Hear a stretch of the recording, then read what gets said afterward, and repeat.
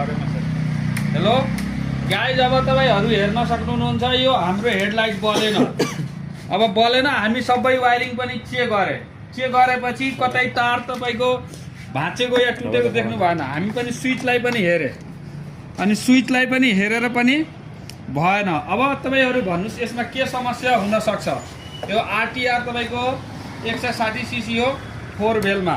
अब यहाँबाट पनि हामी हेरे, यो हेर्न सक्नुहुन्छ तपाईँ लाइभ। अनि त्यसपछि त्यहाँ पनि भएन अनि ठ्याक्कै हामी यहाँ पनि आए।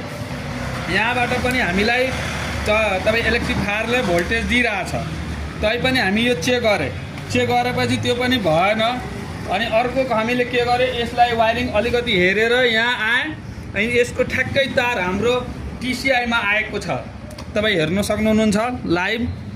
ठ्याक्कै यहाँ टिसिआईमा आएर हामीले यसलाई चेक गरे, त्यहाँबाट भोल्टेज गइरहेको छैन। गएन भने हामीले के गरे, यसलाई एकचोटि हलाएर अनि चेक गरे, ठ्याक्कै बल्यो।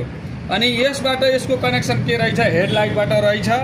त्यसो भए तपाईँहरू यस्तो समस्या आयो भने तपाईँ यसलाई टिसिआईमा पनि 12 भोल्टको सप्लाई हुनु पर्यो भनेर यो हेर्नुपर्ने रहेछ। यो टिभिएसको आरटिआर हो। तपाईँहरू चेक गर्न त्यस्तो समस्या छ भने तपाईँ चेक गर्न सक्नुहुन्छ। सिक्नको लागि हामीलाई फलो गर्नुहोस्, बाइक रिपेयर भनेर, प्रकाश गुप्ता विशाल मोटरसाइकल वर्कसप। र एकचोटि तपाईँहरू अब लाइभ हेर्न सक्नुहुन्छ। रोकेर राख भिडियो।